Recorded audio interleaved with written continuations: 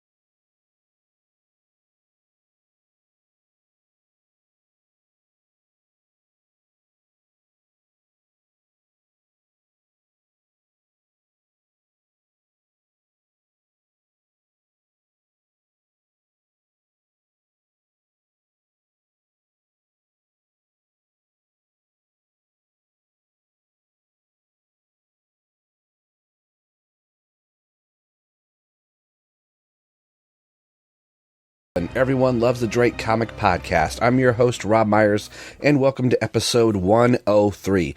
The show is, of course, brought to you by the BatmanUniverse.net, your home for all things Batman, whom is celebrating 80 years, and Tim Drake, that is celebrating 30 years this year. We're also partnered with Batman on Films Podcast Network at BatmanPodcastNetwork.com. You can get a hold of us on all social media outlets at Facebook.com/EveryoneLovesADrake. We are on Twitter at ELTD Podcast. You can get a hold of us on Instagram, and you can email into the show at RobinELTDPodcast@yahoo.com. Like I said, my name's Rob, and I sound probably a little horsey. I was at a hockey game last night, and I don't know about your weather at the time that you're listening to this as of November 24th, the week before Thanksgiving, actually now the week of Thanksgiving coming up. This is a Sunday, but our temperature is going from like 50 to 30 to 40.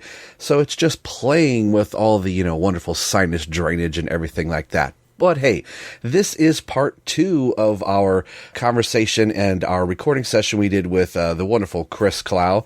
The previous episode, 102, was the Green Arrow issue 105 that Robin appeared in, and now that story has bled into the Robin 2 issues. We're going to be talking about Robin 25 and Robin 26. So we're going to get right back to part 2 of that discussion we had with Chris on these 2 issues, and trying to find a way to segue into this on a somber note. It was just... it really kind of hit like a ton of bricks as I was editing episode 102 to hear of the school shooting that happened at Saugus High School in Southern California on the 14th of this month. And from the information that I'm reading, when that has taken place, the school will not be returning back to regular school session till December. So we'll say it in this particular episode of just how things like this are still going on. I couldn't even imagine the time that we were recording this episode and talking about, school shootings that had happened in the not so distant news, that there was something going on literally as I was putting the final touches on episode 102. And I just remember being on my computer and then that news story popping up, and I just end up kind of shaking my head of going, no words could be said at this moment. So we're going to take a brief moment of silence, and I'm going to play a song to get us into Robin 25 and 26.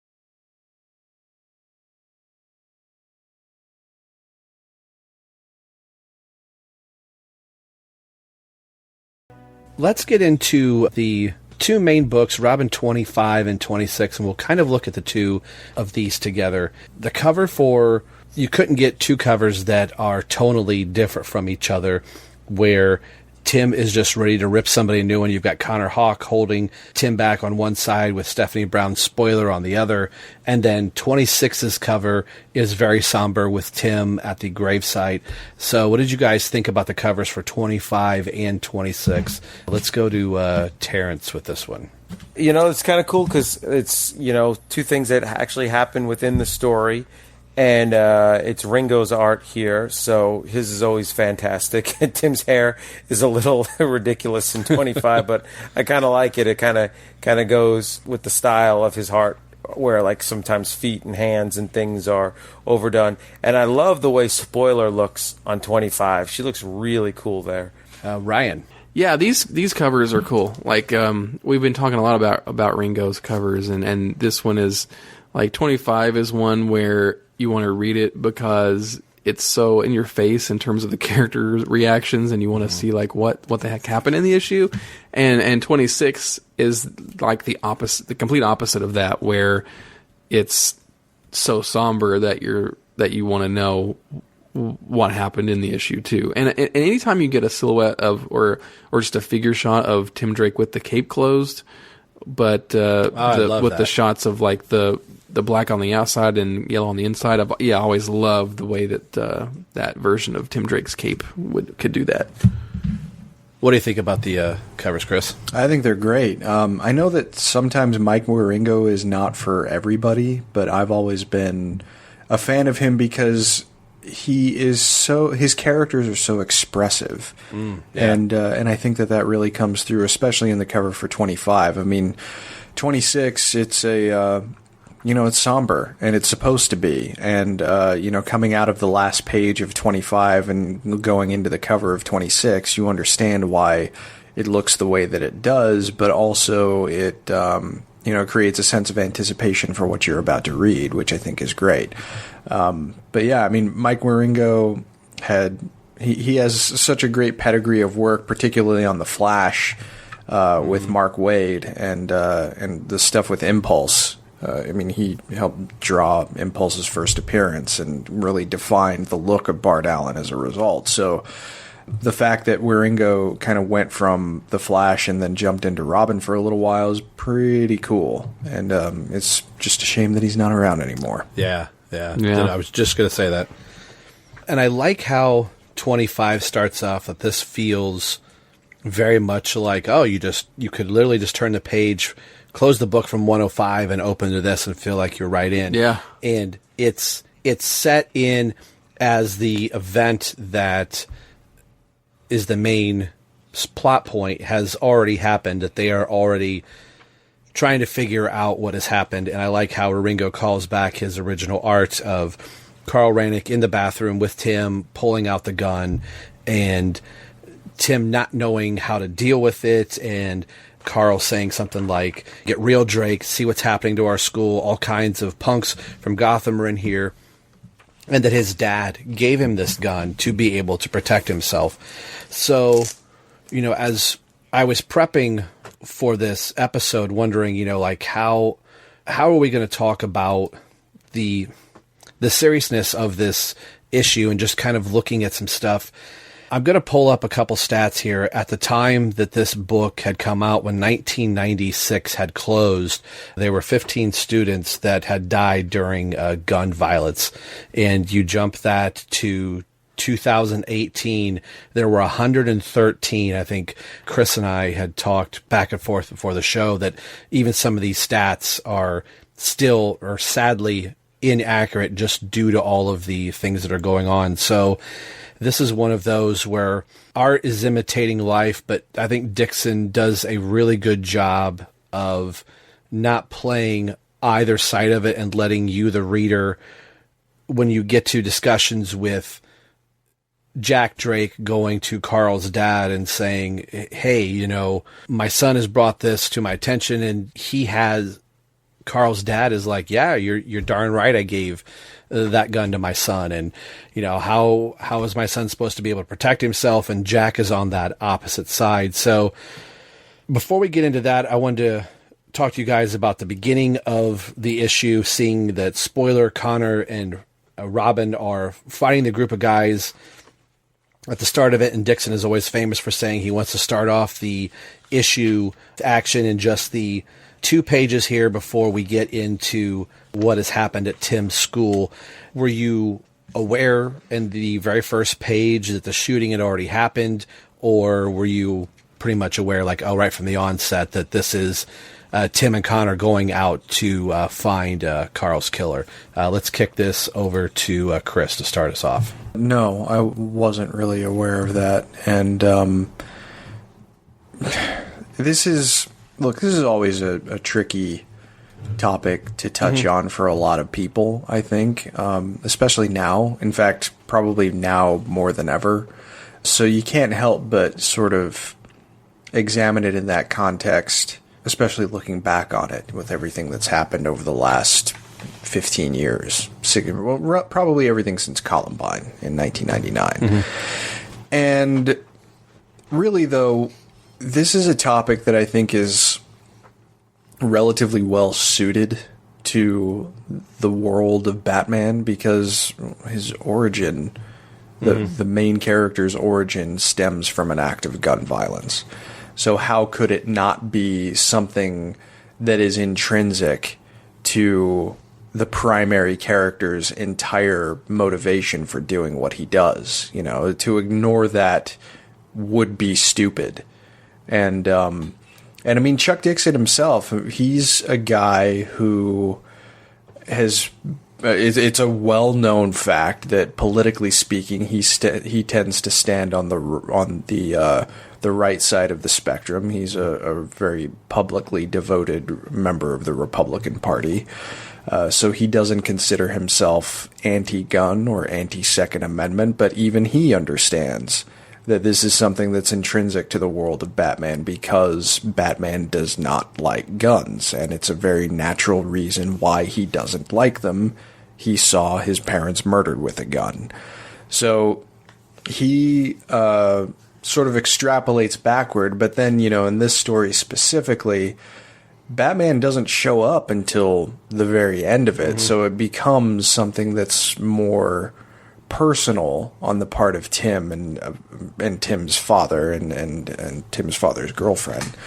And but it's handled in a way that does make sense, and there are a couple of panels, you know, as it goes along, particularly in the early going when he has his first sort of confrontation with Carl, where, you know, in the internal monologue, once we start packing handguns in with our school books, when you've got to be afraid of more than just failing geometry, then Gotham Heights High is finished. And reading that is a very kind of somber... You come away with some deeper reflection, especially reading that now, considering everything that's taken place, even over the last year and a half, 2 years. I mean, that's not something that you want kids to have to be worried about.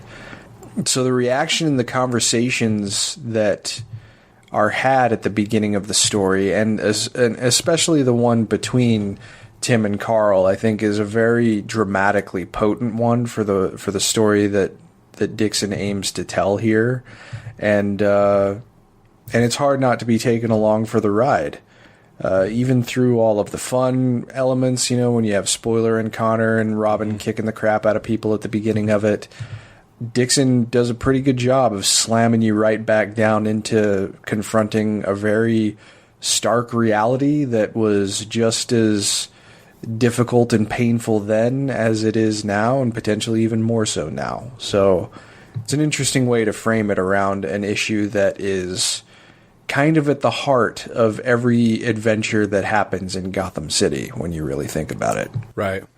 Ryan. What's always fascinated me about books like this is when Dixon is able to take a character like Carl Rank, that has been like a background bully type character that you don't really put much stock into in other issues, but he's slowly would be like, you know, he would just pop up or be a nuisance or be a bully or whatever, and then then he gets used in a big way like this in these two issues. It's kind of like an eerie kind of mirror, I think, to the way that people would experience this in real life, where like if you're in high school and then there is somebody that brings a gun to school, or if there is a shooting or something, you're like, oh, I knew that guy, or I can't believe this happened. And I think that's kind of interesting how he's able to, again, use, just like the last issue, use the tools he has in his toolbox, but use them in a dramatically different way to enhance the storytelling. And it's always interesting when comic books are able to kind of tackle these kinds of issues, and I think that's something that people kind of overlook these days. But it's sadly and eerily, topical, and you even read things like, I think I got to page 4 when Tim starts to say things like, once we start packing handguns in with our school books, when you've got more to be afraid of than failing geometry, has it broken down this far, and I'm like, man, this book was written like 23 years ago, and and the problem is worse than ever. It's sad. Terrence. Yeah, I was taken aback by how relevant to modern times this seemed. And as Chris mentioned, Chuck is very famous for his right-wing views, but I didn't catch that in this book. I mean, it didn't have an overly leftist, like, we need to get rid of every gun in existence, but yet at the same time I didn't feel like it was really that political, more human, more of looking at the damage that can be done from guns. And there's this undertone in the story, or maybe it's not even that much of an undertone, maybe it's just right out there, but it's something I give the comic books credit for putting in here, because it might be something that editors would say, oh no, leave that out. And that is this attitude of like the rich or middle class, Tim Drake's rich, but the rich, white students not wanting the African American students in their school. And that is something, 25 years later, that is still going on. There's a lot of people who want our schools and the student populations to look diverse, but yet we don't live in diverse neighborhoods. We live very segregated. So that involves moving kids to different schools and districts and busing kids. And even today, it's very, very big issue with undocumented illegal aliens in the country, and some people don't want them to be allowed to go to school, and just some of the horrible racism and prejudice they've faced just coming to school, with people feeling like you don't belong here. And it's kind of right out there. You see the African American kids wearing the X hats, which were huge in the 90s, and right. The white kids feeling like they got to bring guns to retaliate. And it's kind of a awful situation, which I could see a lot of comic book editors saying, no, don't go there. It's okay. We can put a gun violence issue, but let's make it over something else, or let's make all the kids white, or let's make it, two football teams, of mixed races who are fighting, but this is like right out there. So I give Dixon a lot of credit for that. And something that I really like that Dixon does here with Tim's characterization is he can have two sides to his personality, which again, look who his mentor is in Batman, but that Tim is struggling with the Tim Drake side of his persona and the Robin side of his persona, that he's bringing this issue, trying to figure out how he's going to present it to his dad and soon-to-be stepmother.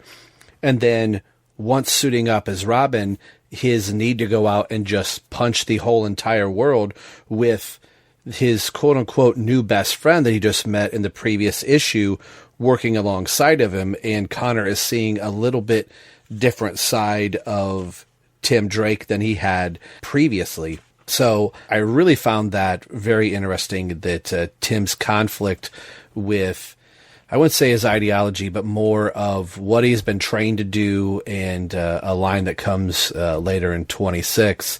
When you bring anger to a fight, all that you are bringing to that fight is anger. You're not able to see clear, which is what led Carl down to the road that he ended up going through. But with this story, Dixon is able to put a little bit of levity in here with, like on pages 7 and 8, where they're meeting up the gang that is playing basketball, and Robin says, "Arrow, stop the music," and shoots the boom box, which I thought was really kind of funny, and kind of broke that up. But you could tell that there's a little bit more Batman speaking into this moment than there is the normal wisecracking Tim Drake, and I thought Dixon pulled that off very well. And then this is the part that you had mentioned, Terrence, on 9, where they're fighting back and forth, and then to add a little bit more, Stephanie Brown shows up, and Tim can't help himself, but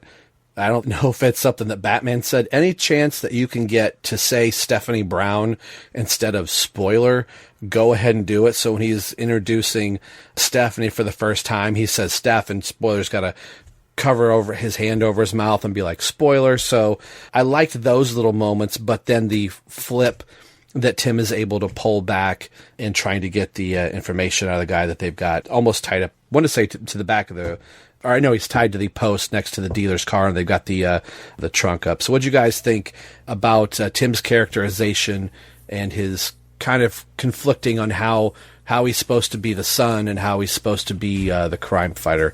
Let's go to Ryan with this one. I mean, that's always the kind of one of the major cruxes of Tim Drake being Robin, especially in these early issues here. I love when spoiler spoils the issue and shows up and does her thing. I just love seeing her interplay between Tim and Connor, and she's like, well, who's this? Who's the new guy? Like, who's this?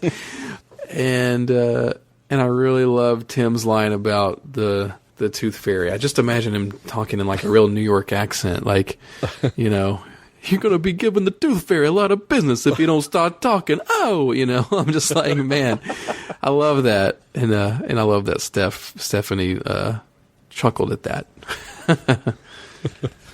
Terrence. Yeah, so the dialogue is amazing. I'm gonna do a little name dropping here. So when we were interviewing Chuck Dixon personally, he said, what episode was that, Rob? I don't know. 51. 51, an episode 51. He said one of the ways he wrote the teenage characters so well is he dropped all slang, dropped any kind of references to culture, just wrote them straight ahead, so that way they'd have a timeless character. And when he's talking to Carl, except for the rangs. Yeah, the rangs. Took it right out of my mouth. Rangs. Took that rang right out of my mouth. All right. What you call it? Carl says, "I'm strapped," I think, and I read that. I'm like, strapped? What? Come on, Dixon. And then Tim calls him out on it right away in the next panel, and I was like, oh, thank you, Tim. There, and I see that, and then he drops the term war zone. I didn't know if that was a Punisher reference or just as is, and I like. If you notice, Tim's jacket is very kind of reminiscent of like sort of the Robin costume a bit, with the green and the gold. And for a second I'm like, is he wearing his costume? Oh no! And just the artwork's just so good at how like it's Tim's inner monologue, but like Carl's talking about students coming that don't belong in their school, but then those students are outside, and Tim kind of like looks at them in the mirror. So you've got like I love that double shot. image of each guys. Yeah, it's really good. And so I don't see what Robin can do about this. And then we see his dad with the hot.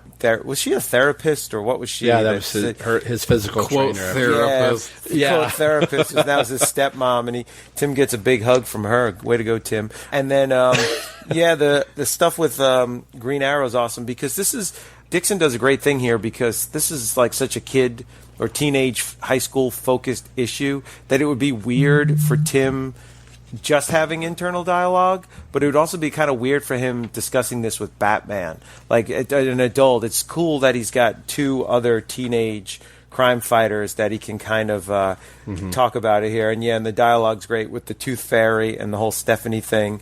And then I think maybe it's not on this one, but later on where she talks about like, oh, maybe I'm not interested in you anymore. Maybe it's Connor, So and they call it Later Boy Wonder. I think that's on page 15. So yeah, pretty awesome. Chris. I think it helps to sort of emphasize one of Tim Drake's most defining character traits, which is his pragmatism. He is caught in a very difficult situation, but he, at the end of the day, wants to do not the thing that's necessarily most satisfying to him, but the thing that will just end up being the right choice. And the way that he tries to sort of enlist the two different sides of his personality is a cool way to sort of illustrate the lengths to which he will go to try and make the right choice. Although there is a little bit of a shortcoming here just because he also still wants to do it on his own, which is why I think he doesn't invoke Batman. But might have helped to have Batman's perspective a little bit earlier on. But this is also a really good example of this era of Tim Drake because he has, I think it's pretty safe to say, a more robust support system, especially where his father is concerned. Yeah. Because, over the next decade or so, especially after the point that he lost his father, he was very much kind of on his own. And, well, what's interesting is how Tim starts out with almost nobody when the series starts because Bruce is gone, his dad's been kidnapped. John Paul doesn't want anything to do with him, so he really is like a solo kid for a while. And then now we're 25 issues in, and you're right, Chris. He does have kind of this larger support system at this point. And then he ping pongs sort of back into having no. It takes a while, but that's the point that he kind of gets back to. But he tries to make the best decision he can with the information that he has and with the perspectives that he can get from different people. And I think that that's a cool trait that Tim Drake has in comparison with other members of the Bat family. Bruce is always going to think that his judgment is going to be the best judgment in any situation. Dick Grayson is more prone to listening to other people, but he's still probably just as willful as Bruce Wayne is on some level. And Jason is a little pig-headed in the way that he tries to approach problems. But Tim has a leadership quality that's kind of democratized in the sense that he tries to get other people's perspective before he makes a decision. And that's not something you can say about a lot of other members of the Bat family, and I think it's on display pretty effectively here. And another beat that Dixon put in here in 25 is dealing with Tim having to tell his dad and then his dad going and confronting his dad. Now this all boils back. This could have been the incident right here, and this could have gone horribly wrong where Carl now has to face Tim and has the opposing conversation of like, basically, you narc, I can't believe you did that. But your dad took away my gun, but it's all right. So I took one of his. So now Tim has set this in motion where I don't know if it may have still played out the same way for Carl, but I think Carl is amped up at this point, and these next few pages that close out this issue really remind me of the New 52 Batman and Robin issue 18. That was that silent issue. These next couple pages, there's no need for dialogue, but these last few pages say everything that I think needs to be said here, with the few preceding panels trying to figure out where Carl is. He's supposed to be in this class, and that's on the other side of the school, while all this is going down between the jocks and the gang members here in the what looks like in the trophy room or the of that part of the school. And then it's intermixed with the fight of Tim Drake just losing all control here and is about to beat this guy to a bloody pulp, trying to figure out who the shooter was. And then the end result is a pretty powerful page that I thought is the death of Carl on the final page. Just the way that it's framed, Carl on the floor and the broken trophies, and kind of symbolic too of Carl being the jock and everything that he has worked for up to this point is just shattered in broken pieces. I thought was a really powerful way to end 25. So before we look at 26, I wanted to get your guys' thoughts on the conclusion of 25. Let's start with Chris on this one. Yeah, I think that your insight into the sort of shattered aspect of his life is a really effective point. I mean, it is it's the kind of gut-wrenching moment that only comes from this sense of helplessness. You know, the fact that this has taken place, especially when Tim tried to do as much as he could to try and avert this kind of result, but it's still managing to take place. I mean, it's sad, but I also kind of think at the end of the day too, well, that's also Gotham. You know, even if it's a high school, that's kind of well in character for Gotham. But it's also even more potent because this is a very stark real-world image of something that, you know, something very much like this has taken place in not an insignificant number of American high schools. And it's hard not to think of the sort of real-world implications of an image like this and how it strikes home and how it affects teenagers in ways very much, even though Robin didn't know at the moment that he had been killed, the rage, I think, is a very natural reaction for a teenager to go through when confronted with something like that. Even the possibility of something like that can drive kids into expressing themselves this way. So it's kind of a heart-stopping moment to end the issue, and it certainly motivates a reader to see what happens next. Let's go to Terrence. Yeah, I mean, it's definitely gives you the sense of this is part one, even though there's no like part one or part two in the series, and you want to see what happens next. Carl is a terrible shot because they're standing like right across from each other, and how does he miss that guy? And if you look at the last page where Carl is laying there in the silhouette, it kind of reminded me a little bit of the Wayne's murder, and we see that a lot where Batman's got like, you know, little Bruce is there with his dead parents, and it's sort of like that spotlight circle around it, but there's like a footprint in the blood, so you know that was kind of like an eerie kind of touch to it. I actually thought, because they were at such close range, that maybe the guy, he comes out to be Little L or something like that. Little L, yeah. Little L was maybe shot too, and they'd find later on he was injured somewhere, but that doesn't turn out to be the case. But yeah, Carl was never brought back by Kevin Smith, was he? The blood on the bottom of the shoe was used to clone him somewhere or something, so he might be the one comic book death that actually sticks. Yeah. Oh, Ryan. Yeah, I just like that the way that the story is framed. I mean, we do get the classic, we're in the middle of the action, and then you get flashbacks throughout the story, and then of course it all catches up at the end. And you know, you could kind of guess where it was going. You know, with Carl bringing gun to school, you're like, well, right. somebody's gonna probably, you know, be shot at the end of this issue, and they could have taken it a lot of different ways. But yeah, just to see that choice be made and to see that character get killed, I mean, it does make a pretty big statement, especially when it's in a comic book like this at the time. So, yeah, I was very curious to see where they would take it after this. I don't know if I'm reading too much into it. I just love staring. I mean, take this the right way. I like staring at any good comic panel and saying, you know, what is the artist, what is Ringo and Dixon trying to say in this? And Carl's outstretched hand lays a gun and a football trophy. Both of those are now out of reach. The last thing that he held is preventing him from achieving his next great thing in life. So it just all that, as you guys were talking, I just kind of kept staring at that and seeing, you know, the outstretched hand of, you know, the quarterback or whatever it is on top of the trophy is kind of in almost the same type of pose that Carl is here. So this was something when I read this book, I felt like this was a long month to figure out how this was going to go.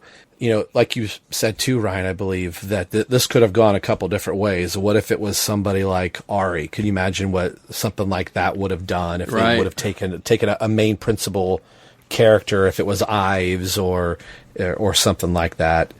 So let's get into our final issue tonight, Robin 26. We've already talked about the cover here, starting with, you know, the funeral. And again, Dixon, if he's not adding enough tension with there being a funeral at the school, you've got Ari, and now Spoiler shows up. So Tim's worlds are literally like, I can only imagine what Tim is trying to go through, knowing that, he's at a funeral for a classmate and he's got his girlfriend in tow, but now Stephanie Brown is here. So his own thoughts of like, I've got to make sure Stephanie doesn't see me without the mask. And I like how Dixon wrote that in there, that's something that's on his mind as well, that I think with somebody else that probably wouldn't have been touched on, like, oh, well, this girl's not going to recognize me at all because, I'm Tim Drake or whatever, but that thought's going through. But having Ari catch Tim staring at Stephanie and then Tim fumbling with that answer again while being at the funeral, and then Tim having to take out all this rage and frustration at the school. If it wasn't enough to leave you at the cliffhanger of sorts on 25 with Carl's death, now to throw Tim right back in this, where it's like, man, Tim cannot catch a break anywhere. So what did you guys think of the opening of 26? Let's start with Ryan on this one. Yeah, so I just was interested to jump into this and see, and of course, the first thing you see is a funeral, and it's interesting that it kind of goes quickly from recapping that to one of your standard boyfriend girlfriend fights that that they have in this issue. But the first thing I thought of was like, whoa, didn't Ari just like cheat on Tim just a couple issues ago? Come on. Yeah.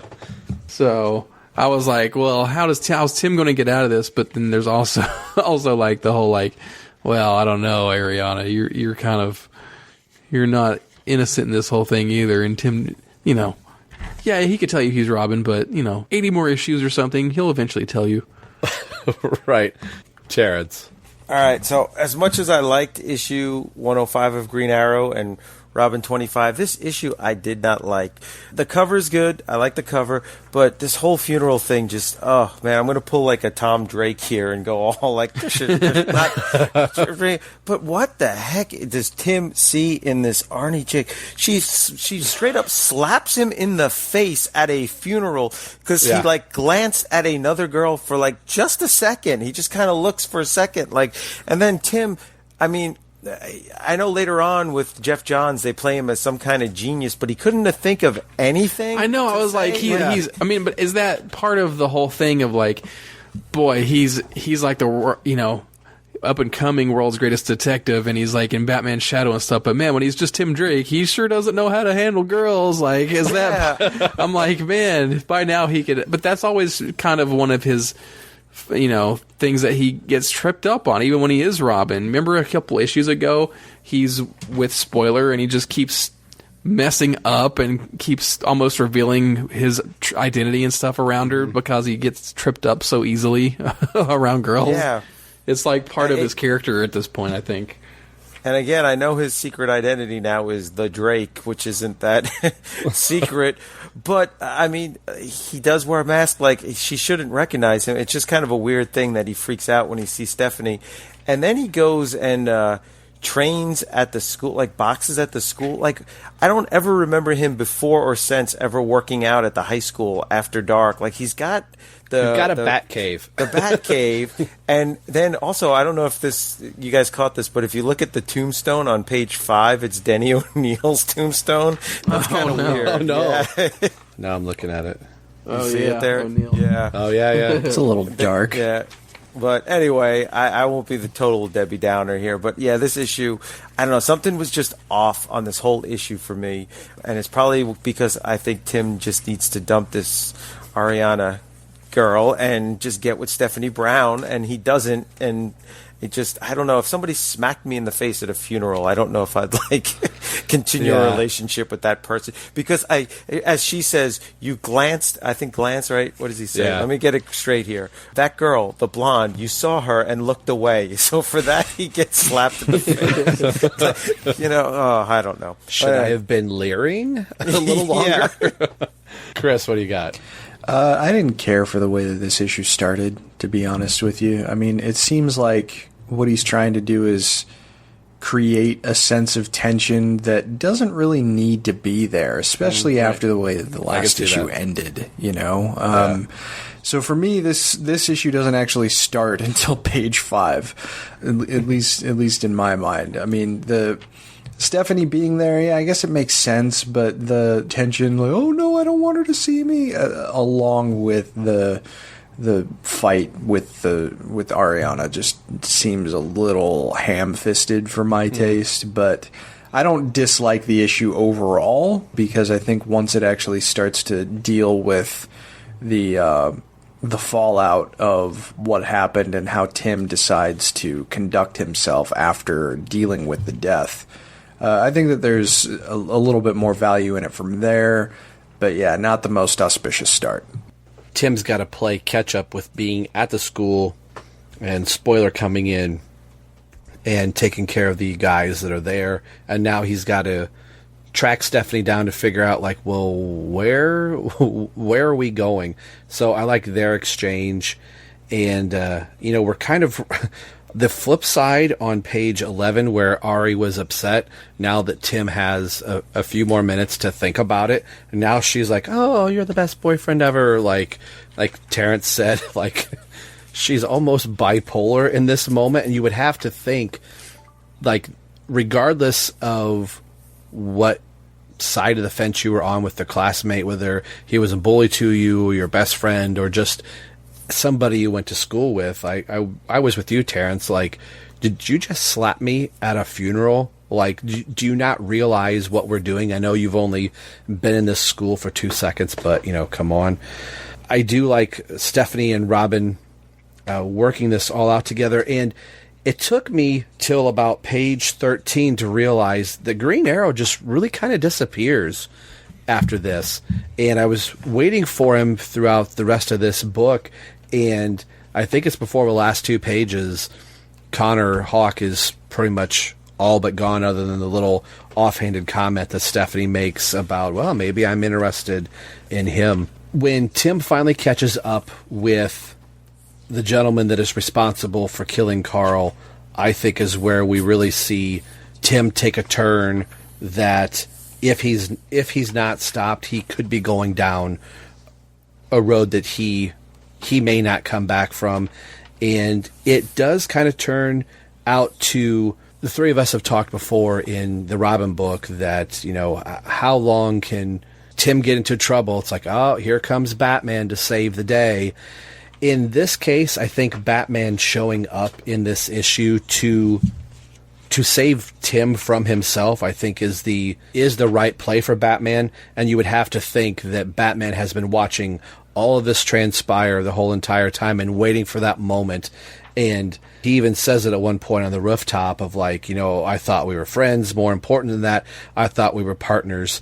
And Tim's trying to justify, why didn't I reach out to probably the one person that can totally understand firsthand where he's coming from. So what'd you guys think about Tim catching up with Carl's killer and then Batman's entrance in the book? Let's start with Ryan on this one.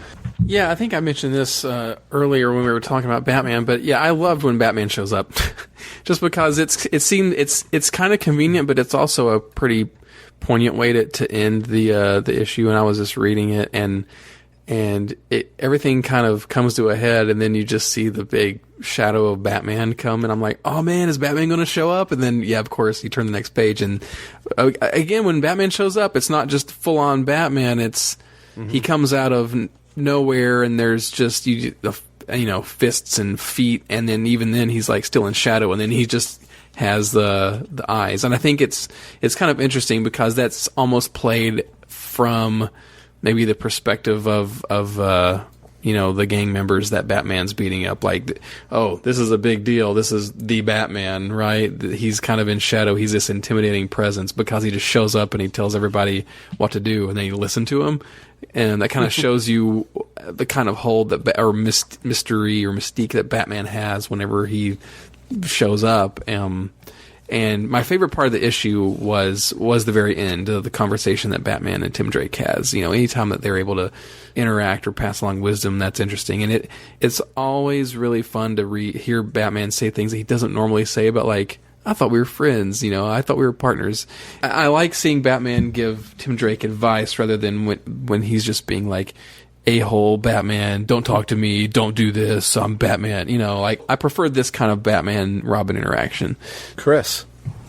I thought it was great. The rage that he feels when he first catches up with the killer is totally understandable, but it clearly does take him in a direction that requires some reining in. And that's the thing that I think can be hard for some people to realize. Like, if there are people, especially when this was coming out, who were only reading Robin without necessarily reading the Bat books, and I don't think there were many people like that, but for those few that were, yes, Tim Drake is the main character, but he is also still a kid, and he is still learning about how the world works and how Gotham works specifically.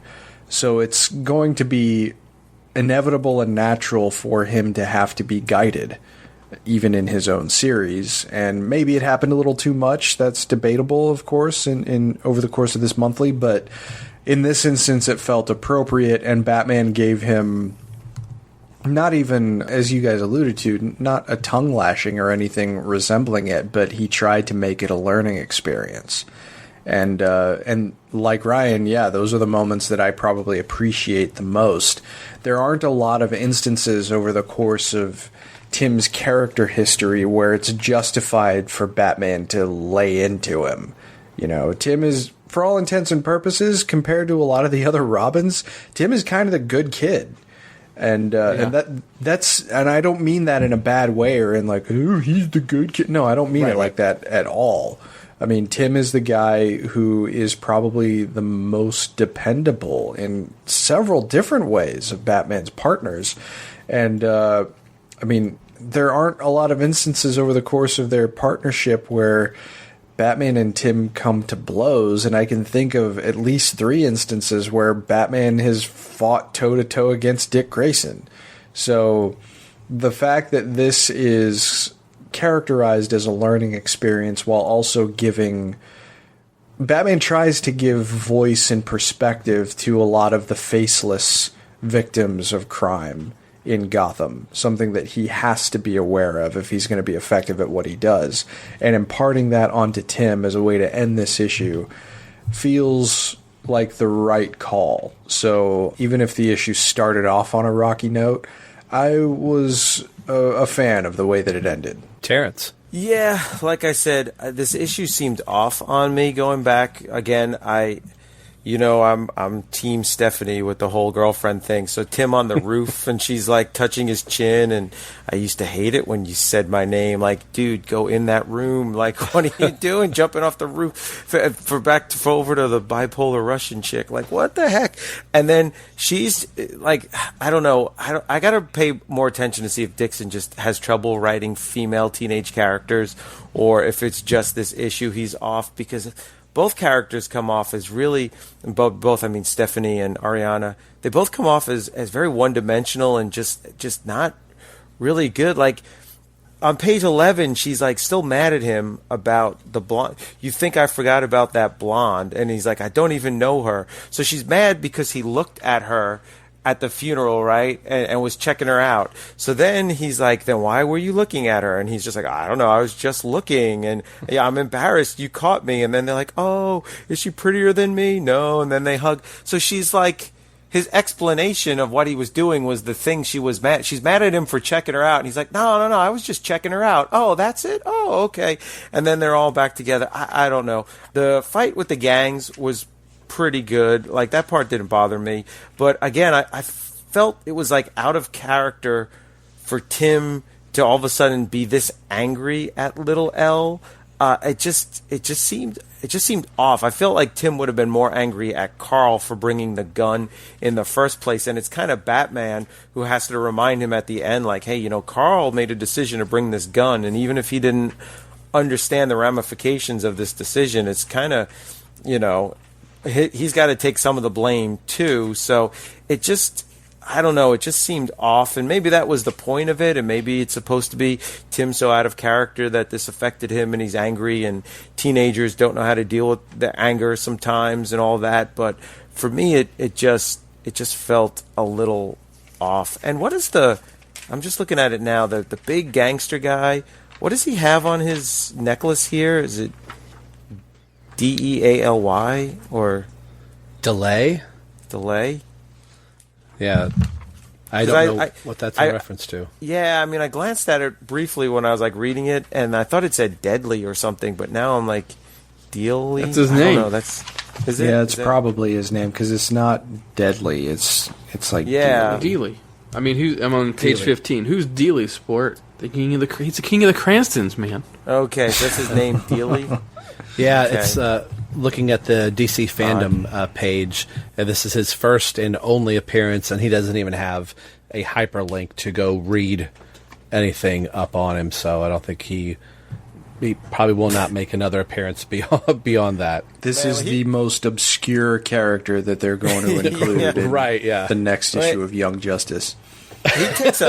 He takes a foot to the face on page 20, man. Batman, like, you see his teeth flying, his Punisher earrings are almost knocked out of his face. Like, Batman, and he breaks the gold chain, too, with his foot. So, yeah. But I did like 21 and 20, the coloring. Who does the coloring on this? Is it Roy? The coloring on... Yes, it's Roy. Yep. Yeah, how Batman and Robin are like all in these shades of red, and Batman's kind of talking to him, and kind of... I don't know, it's real fatherly. It's really good, the words Batman are saying and the interaction. And so that part I really liked a lot. And then the little like thing at the end, next Contagion, which did you want to announce now, Rob, that's your next radio drama, or did you want to wait for later? The next radio drama I'm going to pull my hair out for is going to be Contagion. And I've been making little notes over the last, couple weeks of like, how are we going to talk about Contagion? Darn you, DC, and your crossovers. Yeah. So let's get some final thoughts on this. One thing I want to point out art-wise and dialogue that we've already kind of talked about on 20, where Batman is like, young L, you will go to the 9th precinct to turn yourself in for the murder of Carl Rainick. He's like, yeah, okay. And talking to you, young lady, go home, sure. And Robin, I love the long panel with just the eyes of Batman. You and I have a lot to talk about. I think that's probably before you turn the page thinking, oh boy, Tim's going to get raked over the coals here. But like, the four of us have been saying, Batman takes a little different approach with Tim, where he's not being a-hole Batman. So I dug that. Final thoughts on this 3-issue crossover-ish with Green Arrow. Let's start with our guest, Chris Clow, on this. I like the story. Overall, I thought that it was a nice way to broach a generally sensitive topic. Probably not as sensitive at the time that this was written as it is now, but still pretty interesting. Invoking Connor Hawke is a nice touch. Like I said before, instances where superheroes can actually become fast friends is kind of nice and refreshing to see at times. And Connor Hawke is a cool character, and so is Tim Drake, so why not put two cool characters together? Makes perfect sense to me. But I think it gives way to a nice moment of, a nice lesson for Tim to learn. That even if people are faceless to him, that doesn't mean that they don't have faces. And that's something that is going to be important as he continues to develop himself as a crime fighter. And at the same time, too, though, you see that he is a pretty effective leader in the sense that he helps to sort of bring these other disparate minds together to try and solve a problem in the best way that he can, without the mask and with the mask. And I thought that it was kind of a nice little insight into the way that Tim kind of approaches those problems. So it's a good story. I enjoyed reading it. I don't think I'd call it a blockbuster or anything, right. No pun intended. But but yeah, it was enjoyable. Terrence. I mean, I kind of agree with exactly what Chris said. It's very enjoyable. not one that's going to make a top 10 list of greatest Robin stories. I was, as I said before, pretty shocked at how topical it still feels and modern. All you needed, the kids were have some cell phones and talk about YouTube and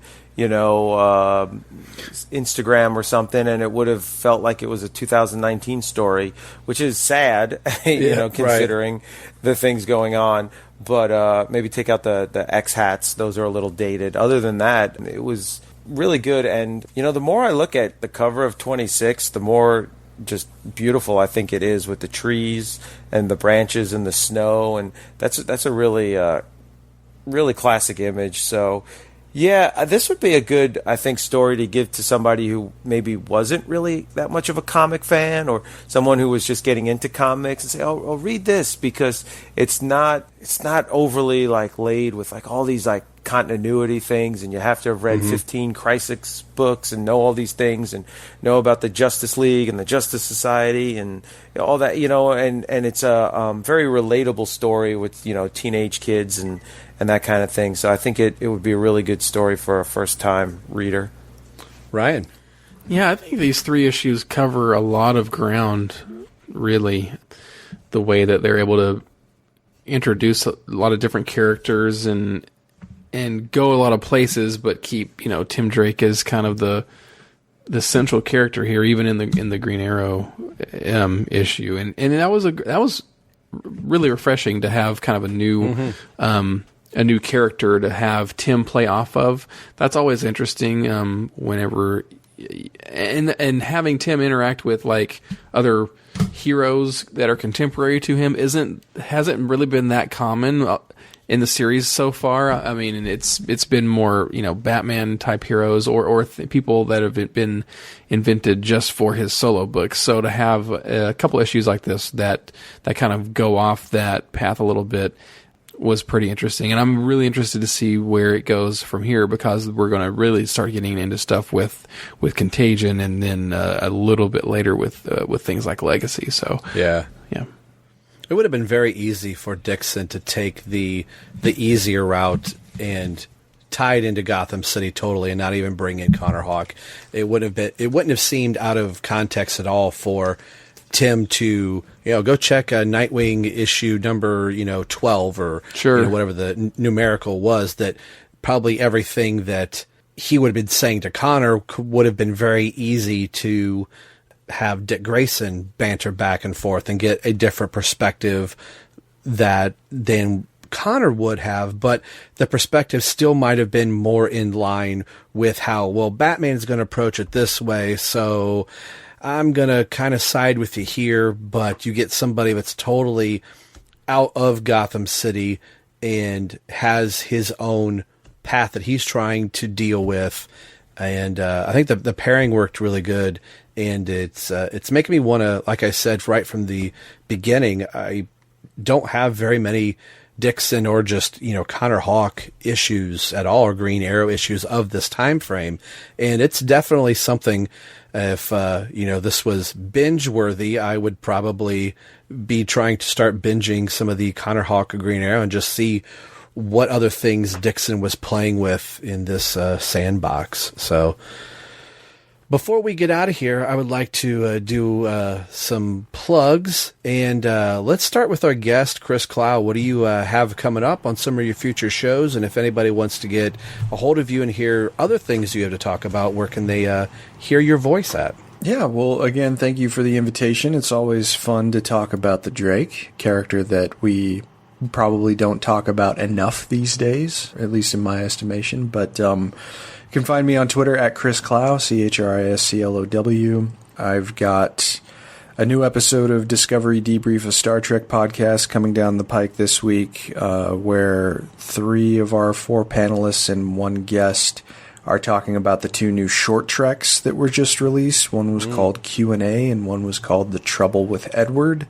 Q&A was pretty cool. It was Spock's first day on the Enterprise. We got to see what that was like for the very first time in Star Trek continuity, and brought Rebecca Romaine back as number 1 and Ethan Peck back as Spock, and it was kind of a just fun 15-minute story. And then The Trouble with Edward was weird. with H. John Benjamin as a Starfleet scientist who's trying to cultivate tribbles as a food source, and he talks about how they taste, which is kind of crazy. But then we've got, like I said earlier, we've got an episode of the Comic Binge coming with Michael Bailey, along with me and my co-host Paul Herman, talking about one solid and one not so solid Peter David story. And that show is, of course, going to be on an ongoing basis, so check out the Comic Binge. And other than that, occasionally I show up on the BOF podcast if Ryan sees fit to throw an invitation in my direction. It's always fun to go on there. We talked about we had, I don't know what the response was, but we had a lot of fun talking about Joker. Yeah, people really like those. Yeah, that was a fun episode, and seeing you and Paul go back and forth. Yeah, I made that the cliffhanger spot. People like that. I actually out loud said, "Damn it, Ryan!" Like I wanted a little bit, but I was eagerly waiting, that next episode, and that was a really great episode. I liked what you guys had to say on that one. Yeah, it's always fun to yell at Paul, and I'm sure he loves yelling at me too. So, yeah. Ryan, what do you got, man? Just follow me on Twitter at SMB_Ryan, and of course, keep up with the aforementioned Batman on Film podcast. Of course, it's on iTunes and everything else, and the easiest way to follow that show is to follow the Batman Podcast Network's Twitter, on Twitter, at BatPod Network. And don't forget about the still upcoming Azrael podcast, at Azrael Podcast. We really have actually been recording shows, but we're trying to record them and bank them, so when I do release the shows, we don't get behind on the show. So we're still in the progress of getting that up and going. So, Terrence, I know you don't have a lot going on, but I thought every time I ask, maybe you'll surprise me once. Well, I just want to take a minute and say to the good friend of the show, Rich, I hope you're doing better. I know He was in the hospital for a little bit. He's probably our most loyal fan. I know when episode 100 came out, which was about a 3-hour episode. Am I right on the clock time on that one? Really close, yeah. He had texted us saying that he had listened to it, I think twice. He was getting ready to go for a third time. Wow. So that's 9 hours of us. So maybe that's what put him in the hospital. But but no, I think he was in the hospital saying that, and he was listening to it. So Rich, we hope you're doing better, buddy. We hope you get well soon, and we're all thinking of you. Yes, I amen to that. Yeah. Well, I think this is where we're going to end this episode, and while I try and figure out how we're going to tackle Contagion, on the behalf of Terrence... Hey, how about this? Just one, 12-hour podcast. Yeah, we should do it. We'll hit record, and we'll just go through all of Contagion. We'll just go right into Legacy, and then I'll have 500 episodes to do. Yeah. Well, on the behalf of Terrence, Ryan, and our special guest, Chris Clow, this is Robin. You've been listening to the BatmanUniverse.net, and more importantly, you've been listening to Robin, Everyone Loves the Drake. We'll see you in a